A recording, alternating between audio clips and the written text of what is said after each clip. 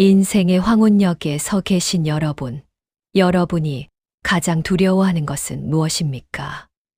아마도 돈이 없는 가난함보다, 몸이 아픈 고통보다 더 두려운 것은 평생을 다 바쳐 사랑한 자식들에게 잊혀지거나 짐스러운 존재가 되는 것, 바로 그 서글픈 소외감일 것입니다. 우리는 흔히 부모의 사랑을 내리사랑이라고 합니다. 위에서 아래로 물이 흐르듯 부모가 자식에게 주는 사랑은 그저 자연스럽고 당연한 이치라고 여겨왔습니다. 그래서 우리는 나의 젊음, 나의 꿈, 나의 노후 자금까지 몽땅 털어 자식이라는 나무를 키워냈습니다. 내가 못 먹어도 자식이 먹으면 배가 불렀고, 내가 헐벗어도 자식이 입으면 따뜻했습니다. 그렇게 내 몸이 촛농처럼 녹아내리는 줄도 모르고 오직 자식의 앞길을 밝히는 등불로 살아왔습니다.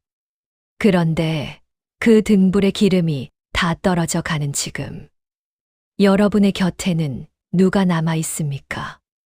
혹시 환하게 밝혀준 길을 따라 자식들은 저 멀리 떠나버리고 어두컴컴한 방 안에 홀로 앉아 식어가는 촛불 심지를 부여잡고 계시지는 않습니까? 많은 분들이 이렇게 말씀하십니다. 내가 바란 건 큰 효도가 아니다.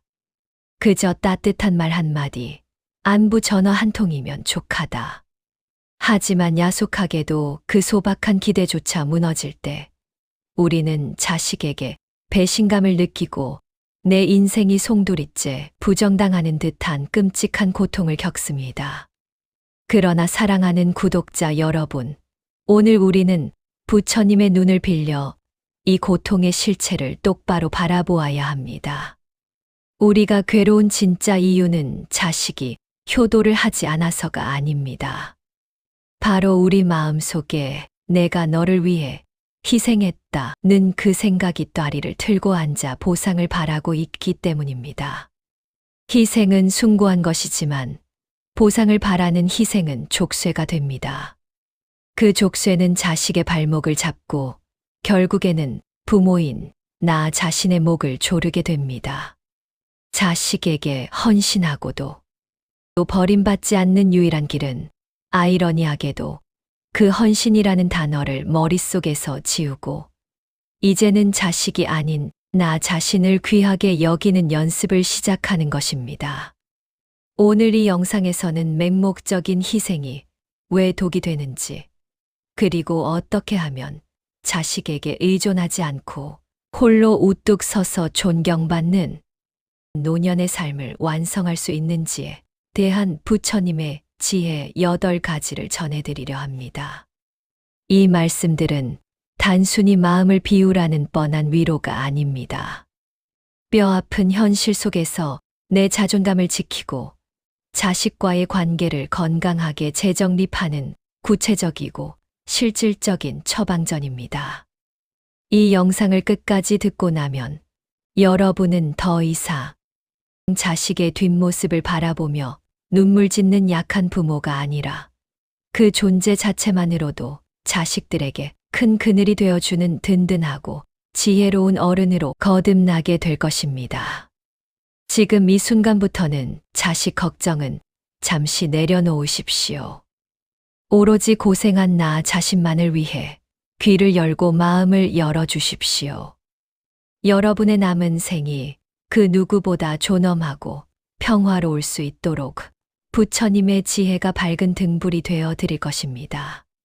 자식에게 헌신하고도 상처받지 않기 위해 우리가 첫 번째로 깨달아야 할 부처님의 말씀은 바로 각자의 업은 각자가 짊어지고 간다는 자업자득의 이치입니다. 부모인 우리는 흔히 자식의 인생을 내가 대신 살아줄 수 있다고, 혹은 내가 길을 닦아주면 자식이 그 길로 편안하게 갈 수 있다고 착각합니다. 그래서 자식이 겪어야 할 작은 시련조차 가슴 아파하며 내가 대신 해결해 주려 하고, 자식의 성공이 곧 나의 성공인 양일이일비합니다. 하지만 이것은 엄밀히 말해 자식의 영역을 침범하는 것이며 자연의 순리를 거스르는 일입니다. 부처님께서는 이 세상에 태어난 모든 생명은 저마다의 고유한 업과 숙제를 가지고 태어난다고 하셨습니다. 아무리 부모 자식 지간이라 해도 그 업을 대신 짊어질 수는 없습니다.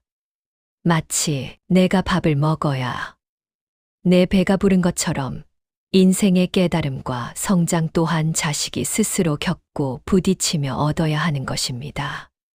부모가 자식의 짐을 대신 들어주는 것은 당장은 사랑처럼 보일지 모르나 길게 보면 자식이 스스로 근육을 키울 기회를 빼앗는 것과 같습니다. 결국 나중에는 조금만 무거운 짐이 주어져도 주저앉아 부모만 원망하는 나약한 존재로 만들게 됩니다. 들판에 피어난 이름 모를 들꽃을 한번 가만히 들여다보십시오. 그 작은 꽃도 비바람을 맞고 뜨거운 태양을 견디며 스스로 뿌리를 내리고 꽃을 피웁니다. 어미 꽃이 대신 비를 맞아주거나 대신 뿌리를 내려주지 않습니다. 그저 묵묵히 그 곁에서 함께 비를 맞으며 서 있을 뿐입니다. 이것이 진정한 자연의 사랑입니다. 그런데 만물의 영장이라는 우리 인간만이 유독 자식을 나의 소유물로 여기며 좌지우지하려 듭니다. 자식이 내 뜻대로 되지 않는다고 괴로워하는 것은 소나무 씨앗을 심어놓고 왜 장미꽃이 피지 않느냐고 화를 내는 것과 같습니다. 자식은 나를 통해 세상에 왔지만 나와는 전혀 다른 우주를 품고 있는 독립된 인격체입니다. 그 아이가 겪는 실패와 고통 또한 그 아이의 인생에서 반드시 필요한 걸음이 될 것입니다. 그러니 이제 그만 자식의 운전대에서 손을 떼십시오. 조수석에 앉아 그저 믿음의 눈으로 바라봐 주는 것. 그것이 늙어가는 부모가 해야 할 가장 지혜로운 역할입니다. 내가 자식의 인생을 통제하려 할수록 자식은 멀어지고 내 마음에는 원망의 불길만 치솟습니다. 내 뱃속에서 나왔지만 너는 너고 나는 나다. 이 냉정하지만 명쾌한 진리를 받아들일 때 비로소 우리는 자식이라는 무거운 짐을 내려놓고 자유로워질 수 있습니다. 이제 조용히 눈을 감고 엉켜있던 나와 자식의 인연의 끈을 잠시 느슨하게 푸는 명상의 시간을 갖겠습니다. 호흡을 깊게 들이마시고 천천히 내뱉으며 마음속으로 다음의 말들을 되뇌어 보십시오. 나는 자식의 인생을 존중합니다. 자식에게는 자식만의 길이 있고 나에게는 나만의 길이 있습니다. 내가 자식을 사랑하는 방식은 간섭과 걱정이 아니라 믿음과 지켜봄입니다. 자식이 겪는 시련은 자식을 성장시키는 귀한 과정임을 나는 믿습니다. 나는 자식의 짐을 대신 지려 하지 않겠습니다. 각자의 인생은 각자의 몫입니다. 나는 오늘 자식에 대한 과도한 책임감에서 벗어납니다. 나는 나의 노년을, 자식은 자식의 청춘을 각자의 위치에서 아름답게 살아갑니다. 우리는 서로 다르기에 더욱 빛나는 존재입니다. 내 마음은 바람처럼 자유롭고 산처럼 흔들림이 없습니다. 나는 이제 자식의 인생 뒤에 숨지 않고 내 인생의 주인공으로 당당하게 섭니다. 두 번째로 우리가 가슴에 새겨야 할 부처님의 말씀은 바로 무주상보시, 즉 대가를 바라지 않고 베푸는 마음에 대한 것입니다. 우리네 부모님들의 가슴 속에는 보이지 않는 장부가 하나씩 있습니다. 그 장부에는 내가 자식을 위해 쓴 돈, 내가 자식을 위해 희생한 시간, 내가 자식을 위해 포기한 청춘들이 아주 꼼꼼하게 기록되어 있습니다. 입으로는 너만 잘 살면 된다고 말하지만 마음 깊은 곳에서는 내가 너한테 어떻게 했는데 라는 본전 생각이 뙬리를 틀고 있는 것입니다. 그래서 자식이 조금만 소홀해도 마음의 장부를 들춰보며 이놈이 은혜도 모르고 이럴 수 있나 하며 괘씸해하고 배신감을 느낍니다. 하지만 냉정하게 말해 대가를 바라고 주는 것은 사랑이 아니라 거래입니다.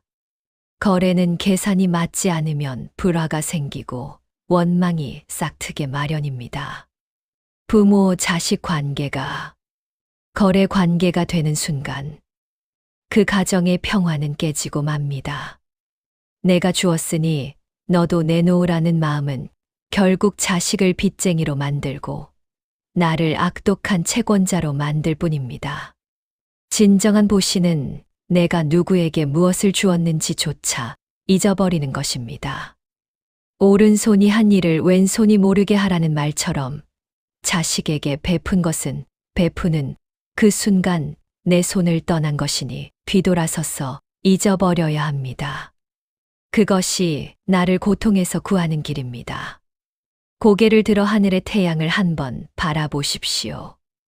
태양은 온 세상을 비추며 만물을 자라게 하지만 그 누구에게도 빚값을 내라고 청구서를 보내지 않습니다. 하늘에서 내리는 비는 메마른 땅을 적시고 생명을 살리지만 땅에게 고맙다는 인사를 강요하지 않습니다. 나무는 자신의 모든 것을 내어주어 그늘을 만들고 열매를 맺지만 그 열매를 따먹는 사람에게 대가를 요구하지 않습니다. 자연은 그저 내어줄 뿐 되돌려 받으려 하지 않기에 그토록 숭고하고 아름다운 것입니다. 우리 부모의 사랑도 이 자연을 닮아야 합니다. 자식이 태어나 처음 눈을 맞추던 그 경이로운 순간, 뒤집기를 하고 걸음마를 떼던 그 기특한 순간들을 우리에게 선물해 준 것만으로도 자식은 이미 우리에게 줄 수 있는 효도를 다 한 것입니다. 그때 느꼈던 벅찬 행복감, 그 이상의 것을 더 바라지 마십시오. 이미 충분히 받았다고 생각하면 마음이 넉넉해지지만 더 받아야 한다고 생각하면 마음이 가난해집니다. 내가 베푼 사랑을 잊어버릴 때 그 사랑은 집착이 아닌 자비가 되어 자식의 앞길을 비추고 무엇보다 부모인 나의 노년을 맑고 향기롭게 만들어줄 것입니다. 기억하십시오. 줄은 것은 모래 위에 써서 파도에 씻겨 보내고 받은 것은 바위에 새겨 영원히 간직하는 것이 행복의 비결입니다. 이제 마음의 짐을 내려놓고 자연을 닮은 부모가 되기 위한 명상의 시간을 갖겠습니다. 편안하게 호흡하며 마음속에 꽉 쥐고 있던 장부를 태워버린다고 상상해 보세요. 그리고 제가 드리는 말씀을 마음속으로 조용히 따라 해봅니다. 나는 자식에게 바라는 마음 없이 순수하게 사랑을 주었습니다. 태양이 빛을 아까워하지 않듯 나 또한 자식에게 준 것을 아까워하지 않습니다. 내가 베푼 모든 것은 사랑이라는 이름으로 완성되었습니다. 나는 자식에게 빚을 지운 채권자가 아니라 조건 없는 사랑을 주는 넉넉한 부모입니다. 주었다는 생각조차 하지 않을 때 내 마음은 비로소 자유롭습니다. 자식이 나에게 무엇을 해주기를 기다리기보다 내가 자식에게 짐이 되지 않는 건강한 삶을 사는 것에 집중합니다. 나의 사랑은 바람처럼 머무름이 없고 물처럼 다툼이 없습니다. 나는 오늘 내 마음속의 계산기를 버립니다. 비우고 나니 채워지는 이 평안함이 참으로 좋습니다. 나는 넉넉한 마음을 가진 행복한 사람입니다. 세 번째로 우리가 가슴 깊이 새겨야 할 부처님의 말씀은 바로 말의 무게와 침묵의 가치에 대한 것입니다. 나이가 들면 입은 닫고 지갑은 열라는 우스갯소리가 있습니다. 하지만 이 말 속에는 뼈아픈 진리가 담겨 있습니다. 부모는 자식이 나이가 들어도 여전히 물가에 내놓은 아이 같아 하나부터 10까지 챙겨주고 싶은 마음에 잔소리를 하게 됩니다. 밥은 먹었냐? 돈은 아껴 써라. 건강 챙겨라. 아이들 교육은 어떻게 하냐. 사랑과 걱정이 담긴 말이지만 듣는 자식 입장에서는 그것이 사랑이 아니라 간섭과 통제로 느껴질 때가 많습니다. 내가 뱉는 말이 꽃이 되어 자식에게 향기를 주면 좋으련만 안타깝게도 반복되는 충고와 지적은 날카로운 가시가 되어 자식의 마음을 찌르고 맙니다. 부처님께서는 구화지문이라 하여 입은 재앙을 불러들이는 문이 되기도 한다고 경계하셨습니다. 아무리 좋은 의도로 한 말이라도 상대방이 원하지 않으면 소음일 뿐입니다. 자식이 묻기 전에는 먼저 가르치려 들지 마십시오. 자식이 도움을 청하기 전에는 먼저 나서서 해결해 주려 하지 마십시오. 부모가 입을 열어 지시하고 가르치려 할수록 자식은 입을 닫고 마음의 문까지 닫아 걸게 됩니다. 노년의 지혜는 화려한 언변에 있는 것이 아니라 묵묵히 들어주는 넉넉한 귀와 따뜻한 침묵에 있습니다. 흐르는 물을 한번 가만히 들여다보십시오. 얕은 개울물은 작은 돌멩이 하나만 만나도 요란한 소리를 내며 흐릅니다. 하지만 깊고 넓은 바다는 그 속에 엄청난 힘을 품고 있으면서도 겉으로는 한없이 고요하고 말이 없습니다. 속이 빈 수레가 요란하고 익지 않은 벼가 고개를 뻣뻣하게 드는 법입니다. 인생의 산전수전을 다 겪고 지혜가 무르익은 노년이라면 마땅히 깊은 물처럼 고요하고 익은 벼처럼 겸손해야 합니다. 자식 앞에서 나의 경험을 내세워 훈계하려 하는 것은 아직 내 안의 수행이 부족하다는 증거입니다. 침묵은 무관심이 아닙니다. 침묵은 나는 너를 믿는다. 너는 스스로 답을 찾을 수 있다는 가장 강력한 신뢰의 표현입니다. 자식이 찾아와 힘든 이야기를 털어놓을 때 섣부른 조언 대신 그저 고개를 끄덕이며 그랬구나, 많이 힘들었구나 하고 들어만 주십시오. 100마디 잔소리보다 그 침묵의 경청이 자식의 얼어붙은 마음을 녹이고 다시 세상으로 나아갈 용기를 줍니다. 이제 입술을 다물고 마음의 귀를 여는 명상의 시간을 갖겠습니다. 입안의 감도는 침을 삼키며 들뜨고 산란했던 마음을 차분히 가라앉혀 봅니다. 그리고 마음속으로 다음의 말들을 되뇌어 봅니다. 나는 오늘부터 입은 닫고 귀를 여는 연습을 합니다. 나의 말수가 줄어들수록 자식과의 거리는 가까워집니다. 나는 자식을 가르치는 사람이 아니라 자식의 마음을 담아주는 그릇입니다. 얕은 물처럼 소란스럽지 않고 깊은 바다처럼 고요한 부모가 되겠습니다. 내가 뱉으려는 말이 자식에게 꽃이 될지 가시가 될지 한 번 더 생각합니다. 묻지 않는 것에 대해 말하지 않고 보지 않은 것에 대해 판단하지 않습니다. 나의 침묵은 무관심이 아니라 깊은 사랑이자 신뢰입니다. 내가 잠잠히 들어줄 때 자식은 위로를 얻고 스스로 길을 찾습니다. 나의 언어는 부드럽고 나의 표정은 온화합니다. 나는 말 없이 미소로 자식을 품어주는 넉넉한 나무입니다. 네 번째로 우리가 마주해야 할 부처님의 말씀은 바로 고독을 대하는 태도입니다.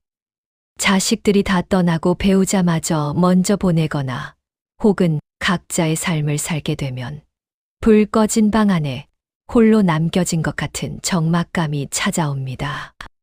많은 분들이 이 시간을 견디지 못해 텔레비전을 크게 틀어놓거나 자식에게 전화를 걸어 하소연하거나 혹은 사람이 많은 곳을 기웃거리며 외로움을 달래려 애씁니다. 내가 어쩌다 이렇게 혼자가 되었나 하는 생각에 처량함이 밀려오기도 합니다. 하지만 부처님께서는 무소의 뿔처럼 혼자서 가라고 하셨습니다. 이는 세상과 단절하라는 뜻이 아니라 남에게 의존하지 말고 홀로 서는 힘을 기르라는 뜻입니다. 사실 우리가 느끼는 외로움은 누군가가 없어서 생기는 결핍이 아니라 나 자신과 친해질 수 있는 절호의 기회인 선물입니다. 젊은 날 우리는 가족을 먹여 살리느라, 자식을 키우느라 단 한 번도 온전히 나 자신을 위해 시간을 써본 적이 없습니다. 이제야 비로소 누구의 엄마, 누구의 아버지가 아닌 내 이름 석자로 나를 마주할 시간이 주어진 것입니다. 그러니 이 고요함을 두려워하지 마십시오. 혼자 밥을 먹고, 혼자 산책하고, 혼자 사색하는 이 시간이야말로 내 영혼이 가장 맑아지고 단단해지는 축복의 시간입니다. 타인에게 의존하여 얻는 행복은 그 사람이 떠나면 무너지고 말지만, 내 안에서 스스로 찾아낸 행복은 그 누구도 빼앗아 갈 수 없습니다. 외로움이 혼자라서 쓸쓸한 감정이라면, 고독은 혼자라서 자유로운 상태입니다. 여러분은 지금 쓸쓸한 외로움 속에 계십니까? 아니면 자유로운 고독 속에 계십니까? 마음먹기에 따라 이 시간은 지옥이 될 수도 있고 극락이 될 수도 있습니다. 저 밤하늘에 홀로 떠 있는 둥근 보름달을 한번 바라보십시오. 달은 주변에 별들이 없다고 해서 외로워하거나 빛을 잃지 않습니다. 오히려 어두운 밤하늘에 홀로 있을 때 그 존재감이 더욱 뚜렷하고 환하게 빛납니다. 깎아지른 절벽 위에 홀로 선 소나무를 보십시오. 빽빽한 숲속에 있지 않아도 그 홀로 선 자태가 얼마나 고고하고 기품이 있습니까? 물이 지어 피는 꽃보다 홀로 핀 한 송이 꽃이 더 눈길을 끄는 법입니다. 인간의 삶도 이와 같습니다. 친구가 많고 자식이 북적거려야만 행복한 것이 아닙니다. 오히려 군중 속에 고독이라는 말이 있듯 사람들에 둘러싸여 있어도 내면이 비어 있으면 공허할 뿐입니다.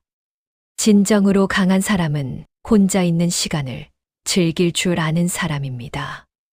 남의 눈치를 볼 필요 없이 내가 먹고 싶은 것을 먹고, 내가 가고 싶은 곳을 가고, 내가 하고 싶은 생각을 마음껏 할 수 있는 이 자유를 만끽하십시오. 자식이 찾아오지 않는다고 서글퍼할 것이 아니라 덕분에 나만의 시간이 생겼구나 하고 감사하게 생각하십시오. 혼자서도 잘 노는 부모, 혼자서도 행복한 부모를 볼 때 자식들도 마음의 짐을 덜고 자신의 삶에 충실할 수 있습니다. 내가 바로 서야 세상도 바로 보입니다. 홀로 있는 시간은 나를 갈고 닦아 보석으로 만드는 수행의 시간입니다. 이제 고요한 침묵 속에서 나 자신과 만나는 명상의 시간을 갖겠습니다. 주변의 소음을 차단하고 오직 내 내면의 소리에 귀를 기울여 봅니다. 깊은 숨을 들이쉬며 혼자라는 사실을 받아들이고 내쉬며 자유로움을 느낍니다. 마음속으로 다음의 화건을 따라 해보세요. 나는 혼자 있는 이 시간을 사랑합니다. 나는 외톨이가 아니라 단독자입니다. 나는 홀로 있어도 충분히 빛나는 존재입니다. 누군가가 곁에 있어야만 행복한 것이 아니라 나 스스로 행복을 만들어내는 사람입니다.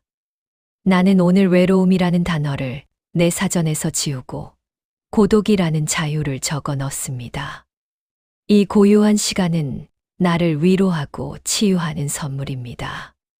자식에 대한 기다림을 내려놓고 나 자신과의 데이트를 즐기겠습니다. 책을 읽어도 좋고 음악을 들어도 좋고 그저 창밖을 멍하니 바라봐도 좋습니다. 나는 내 인생의 왕이자 주인입니다. 홀로 밥을 먹어도 그 맛이 달고 홀로 잠을 자도 그 꿈이 평온합니다. 나는 혼자여서 더욱 온전합니다. 5번째로 우리가 반드시 끊어내야 할 마음의 습관은 바로 비교입니다.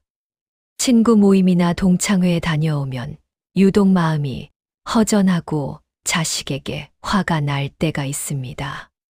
친구는 아들이 차를 바꿔줬다느니, 딸이 해외여행을 보내줬다느니 자랑을 늘어놓는데 내 자식은 명절에 얼굴 한 번 보기도 힘들다는 생각이 들면 왠지 내가 인생을 잘못 산 것 같아 비참해집니다. 그래서 집에 돌아와 괜히 자식에게 누구네 아들은 그렇다더라 하며 퉁명스러운 말을 던지게 됩니다. 하지만 부처님께서는 남과 비교하지 말라. 비교는 기쁨을 훔쳐가는 도둑이다 라고 하셨습니다. 비교하는 마음이 드는 순간 내 자식이 가진 고유한 빛깔은 사라지고 오직 돈이나 출세 같은 세속적인 잣대만 남게 됩니다. 엄친아, 엄친딸이라는 말이 유행처럼 번지지만 세상에 완벽한 자식은 없습니다. 겉보기에 화려해 보이는 남의 집안도 속을 들여다보면 말 못할 고민과 아픔이 다 있는 법입니다. 남의 자식의 하이라이트 장면과 내 자식의 비하인드 장면을 비교하며 스스로를 고문하지 마십시오. 그것은 멀쩡한 내 눈을 찔러 장님으로 만드는 어리석은 짓입니다. 내 자식에게는 남들이 가지지 못한 따뜻한 심성이 있을 수도 있고 성실함이 있을 수도 있습니다. 단지 지금 꽃 피우지 못했을 뿐 그 아이만의 계절을 기다리고 있는 중입니다. 봄에 피는 개나리와 가을에 피는 국화를 한번 비교해 보십시오. 개나리는 봄 소식을 가장 먼저 전해주어 반갑고 국화는 찬서리를 이겨내고 피어나 그 향기가 깊습니다. 개나리더러 왜 국화처럼 가을에 피지 않느냐고 다그치거나 국화더러 왜 개나리처럼 노랗지 않으냐고 나무라는 사람은 아무도 없습니다. 저마다 피어나는 시기가 다르고 타고난 색깔과 향기가 다르기 때문입니다.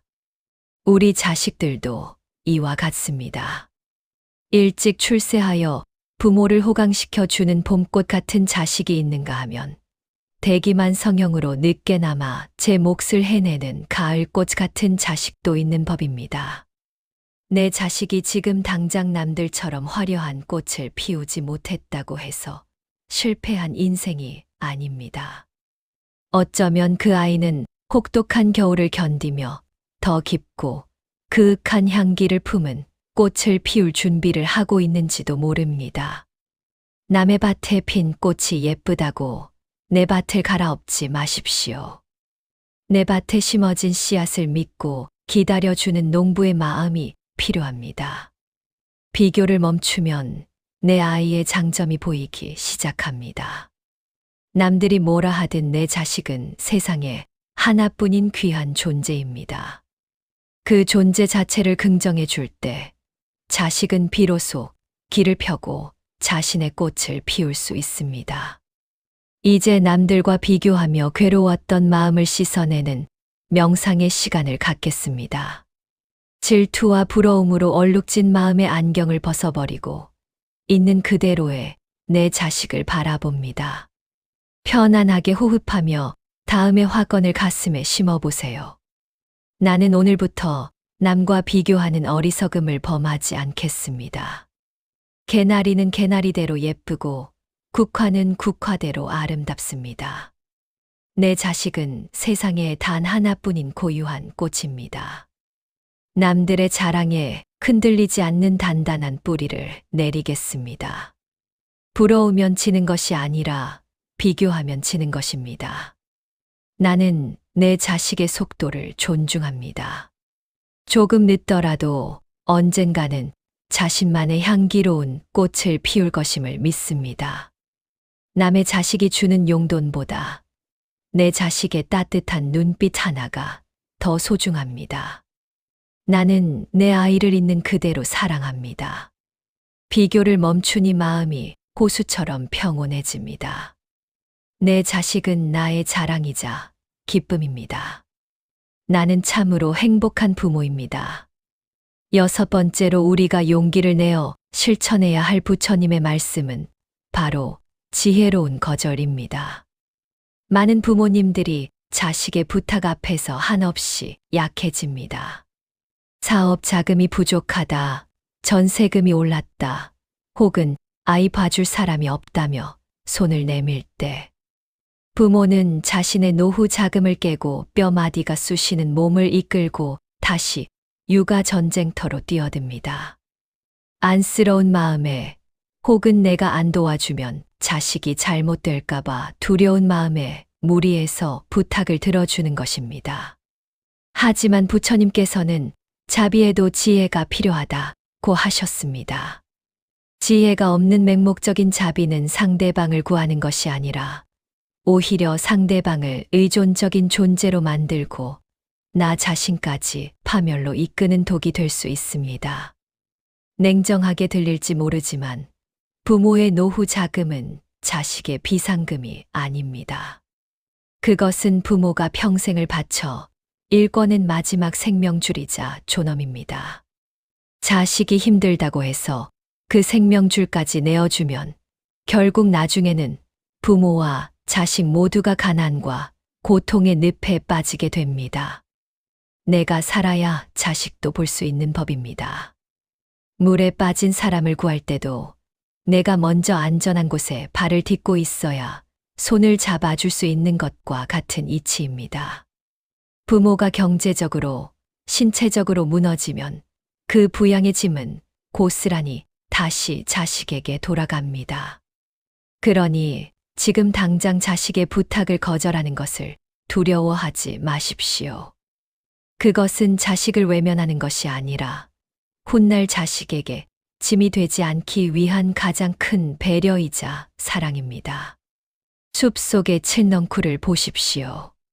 칠넝쿨은 혼자 서지 못하고 주변에 큰 나무를 감고 올라갑니다. 처음에는 나무가 넝쿨을 받아주는 듯하지만 시간이 지날수록 넝쿨은 나무를 옥죄어 햇빛을 가리고 수액을 빨아먹습니다. 결국 큰 나무가 말라 죽으면 의지할 곳을 잃은 칠넝쿨도 함께 바닥으로 떨어져 죽고 맙니다. 부모와 자식의 관계도 이와 같아서는 안 됩니다. 자식이 성인이 되었다면 스스로 비바람을 맞으며 뿌리를 내리는 법을 배워야 합니다. 부모가 언제까지나 방패막이가 되어줄 수는 없습니다. 부모가 해줄 수 있는 한계를 명확히 긋고 그 선을 넘는 부탁에는 단호하게 아니요 라고 말할 줄 알아야 합니다. 내 능력은 여기까지다.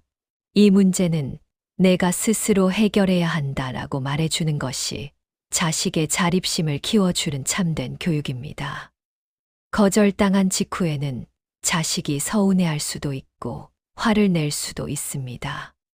하지만 그 순간의 서운함을 견뎌내야 자식도 성장하고 부모도 자신의 삶을 지킬 수 있습니다.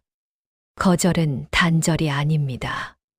서로가 서로에게 기생하지 않고 각자의 두 발로 당당하게 서서 마주 보기 위한 건강한 거리두기입니다. 튼튼한 두 그루의 나무처럼 서로 적당한 거리를 두고 서 있을 때 비로소 그 사이로 시원한 바람이 불고 아름다운 숲을 이룰 수 있는 것입니다.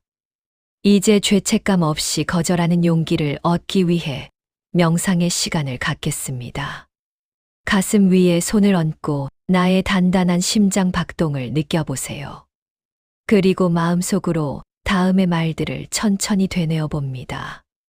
나는 자식의 무리한 부탁을 거절할 용기가 있습니다. 나의 거절은 자식을 밀어내는 것이 아니라 자식을 독립된 인격체로 존중하는 것입니다. 나는 나의 노후를 스스로 책임지는 지혜로운 부모입니다.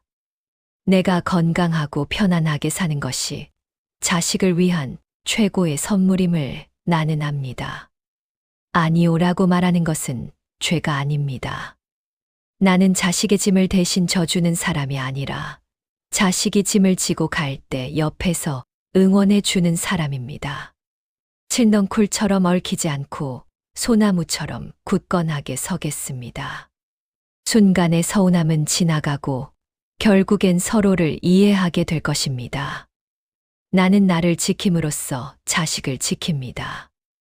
내 마음은 흔들리지 않는 바위처럼 단단합니다. 나는 오늘 서로를 살리는 현명한 선택을 합니다. 7번째로 우리가 마음의 평화를 얻기 위해 실천해야 할 부처님의 말씀은 바로 과거로부터의 자유, 즉 용서와 놓아버림입니다. 많은 부모님들이 자식과의 관계에서 두 가지 마음의 감옥에 갇혀 지냅니다. 하나는 내가 그때 더 잘해줬어야 했는데, 내가 그때 너무 모질게 굴어서 아이가 상처받지 않았을까 하는 자신에 대한 죄책감이고, 다른 하나는 자식이 나에게 어떻게 그런 심한 말을 할 수 있나 하는 자식에 대한 원망입니다. 이 두 가지 마음은 마치 날카로운 가시가 되어 밤마다 우리 가슴을 찌르고 편안한 잠을 방해합니다. 하지만 부처님께서는 지나간 것은 지나간 대로 두라고 하셨습니다.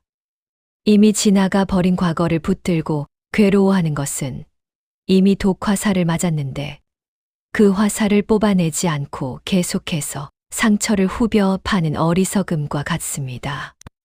우리가 과거를 바꿀 수는 없지만 그 과거를 바라보는 마음은 바꿀 수 있습니다. 부족했다면 부족한 대로 그때는 그게 최선이었습니다.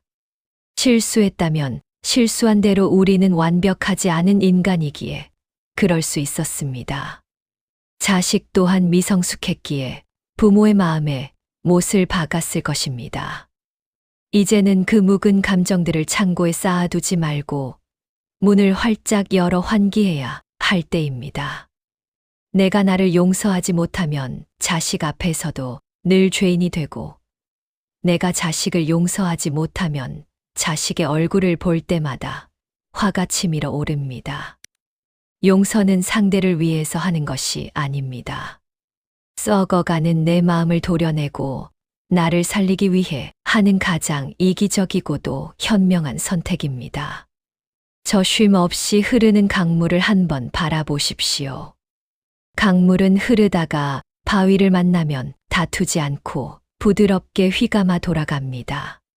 진흙탕을 만나면 잠시 흐려질지언정 멈추지 않고 끝내 바다로 나아갑니다. 강물은 지나온 길에 대해 후회하지 않고 만나는 장애물에 대해 원망하지 않습니다. 그저 묵묵히 흘러갈 뿐입니다. 우리네 인생도 이 강물과 같아야 합니다. 자식과 지지고 볶으며 살았던 지난 세월, 그 속에는 기쁨도 있었지만 아픔과 눈물도 있었습니다. 하지만 그 모든 것은 이미 흘러간 물입니다.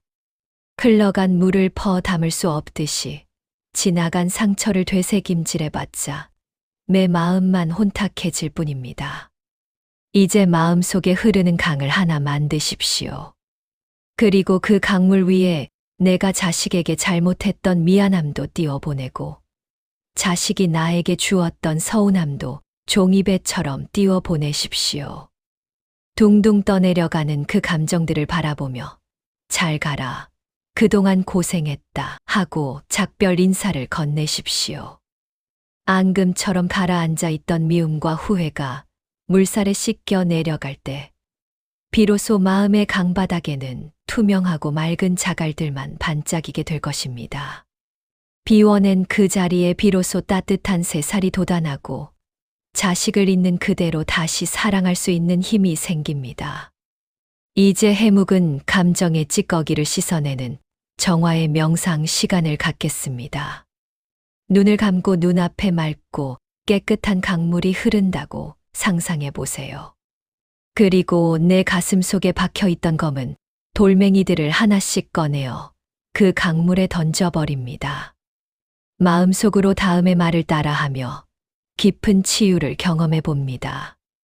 나는 오늘 과거의 모든 아픔과 작별합니다.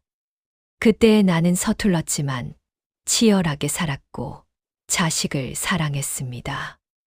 나는 부족했던 나 자신을 진심으로 용서합니다. 그만하면 잘했다, 애썼다 라고 나를 안아줍니다. 또한 나에게 상처 주었던 자식의 말과 행동도 용서합니다. 그 아이도 살기 힘들어 그랬을 것이라 이해하고 놓아줍니다.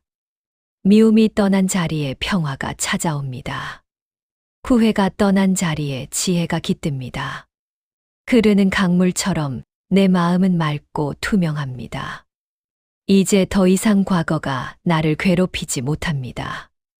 나는 오늘 다시 태어났습니다. 나와 자식 사이에는 오직 따뜻한 바람만이 붑니다. 내 마음은 가볍고 내 영혼은 자유롭습니다. 마지막 8번째로 우리가 가슴 벅차게 받아들여야 할 부처님의 말씀은 바로 나 자신을 귀하게 여기고 사랑하는 법입니다. 우리는 평생을 누군가의 어머니, 누군가의 아버지라는 이름으로 살아왔습니다. 내 이름 석자는 부엌 한 구석에 장롱 깊은 곳에 묻어두고 오직 가족을 위해 나를 지웠습니다. 자식이 잘 되면 내가 잘 된 것이고 자식이 웃으면 내가 웃는 것이라 여겼습니다. 하지만 여러분, 자식 농사가 끝난 지금 여러분의 밭에는 무엇이 남았습니까? 혹시 다 수확하고 남은 빈 들판처럼 황량하지는 않습니까? 이제는 그 빈 들판에 다시 씨앗을 뿌려야 할 때입니다. 이번에 심을 씨앗은 자식을 위한 희생의 씨앗이 아니라 바로 나의 행복이라는 씨앗입니다.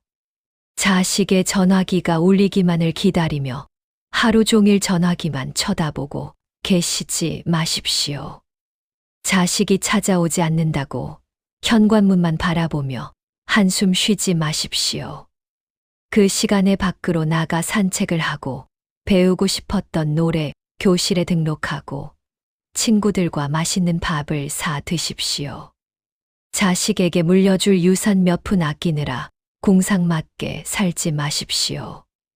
내가 번 돈으로 나를 위해 쓰는 것은 사치가 아니라 치열하게 살아온 내 인생에 대한 보상입니다. 부모가 자기 인생을 즐겁게 살며 나는 바쁘다, 나는 행복하다라고 말할 때 자식들은 부모에 대한 부채감에서 벗어나고 오히려 부모를 더욱 존경하게 됩니다. 자식에게 줄 수 있는 가장 큰 유산은 통장에 찍힌 돈이 아니라 우리 부모님처럼 나이 들고 싶다는 롤 모델이 되어주는 것입니다. 잘 가꾸어진 정원을 한번 상상해 보십시오. 정원사는 정원에 핀 큰 나무 하나만 쳐다보고 있지 않습니다. 발밑에 작은 야생화도 돌보고 연못의 물고기도 살피며 정원 전체를 아름답게 가꾸느라 쉴 틈 없이 즐겁습니다. 우리네 인생도 이와 같아야 합니다. 자식이라는 큰 나무 하나에만 매달려 있으면 그 나무가 흔들릴 때마다 내 인생 전체가 뿌리째 흔들립니다. 하지만 내 인생의 정원의 취미라는 꽃도 심고 봉사라는 나무도 심고 우정이라는 연못도 파놓으면 자식 나무가 잠시 시들하더라도 내 정원은 여전히 아름답고 풍성합니다. 가을 산의 단풍을 보십시오. 봄꽃보다 더 붉고 화려하게 타오르지 않습니까? 늙음은 낡아지는 것이 아니라 익어가는 것입니다. 인생의 가을을 맞이한 우리는 그 어느 때보다 붉고 찬란하게 빛날 자격이 있습니다. 자식의 배경화면이 되려 하지 말고 내 인생이라는 무대의 주인공으로 당당하게 조명을 받으십시오. 내가 행복해야 세상도 아름답게 보입니다. 내 잔이 흘러넘쳐야 자식에게도 나눠줄 사랑이 생기는 법입니다. 이제 부디 자식 걱정은 내려놓고 거울 속의 나를 보고 활짝 웃어주십시오. 당신은 지금 인생에서 가장 아름다운 시절을 지나고 있습니다. 이제 긴 여정을 마무리하며 내 인생의 주인공으로 다시 태어나는 명상의 시간을 갖겠습니다. 허리를 곧게 펴고 당당한 자세로 앉아보세요. 입가에는 옅은 미소를 머금습니다. 그리고 마음속으로 힘차게 선언합니다. 나는 오늘부터 내 인생의 정원사가 됩니다. 자식만 바라보던 시선을 거두어 나 자신을 바라봅니다. 나는 충분히 고생했고 이제 충분히 누릴 자격이 있습니다. 맛있는 것을 먹을 때 자식 생각에 목매지 않고 온전히 나의 입맛을 즐기겠습니다. 좋은 곳에 갈 때 미안해하지 않고 온전히 풍경을 즐기겠습니다. 내가 행복하게 사는 것이 자식을 돕는 길입니다. 나의 노년은 시든 꽃이 아니라 붉게 타오르는 단풍입니다. 나는 오늘 가장 젊고 가장 아름답습니다. 나는 나를 사랑합니다. 나는 내 인생을 사랑합니다. 나는 세상에서 가장 소중한 존재입니다. 내 삶은 축복으로 가득 차 있습니다. 긴 시간 동안 제 목소리에 귀 기울여 주신 여러분, 정말 고생 많으셨습니다. 그리고 참으로 감사합니다. 오늘 우리가 나눈 8가지의 이야기들이 여러분의 가슴 속에 딱딱하게 굳어있던 응어리를 조금이나마 녹여주었기를 간절히 바랍니다. 아마 영상을 듣는 내내 어떤 분은 하염없이 흐르는 눈물을 닦으셨을 것이고, 어떤 분은 그동안 몰랐던 자신의 어리석음을 탓하며 가슴을 치셨을지도 모릅니다. 또 어떤 분은 이제야 살 것 같다며 깊은 안도의 한숨을 내쉬셨을 수도 있겠지요.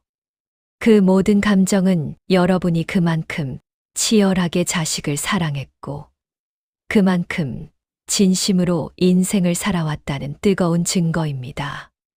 그러니 부디 흘러내린 눈물만큼 마음이 맑아지셨기를, 내쉬는 한숨만큼 마음의 무게가 가벼워지셨기를 소망합니다.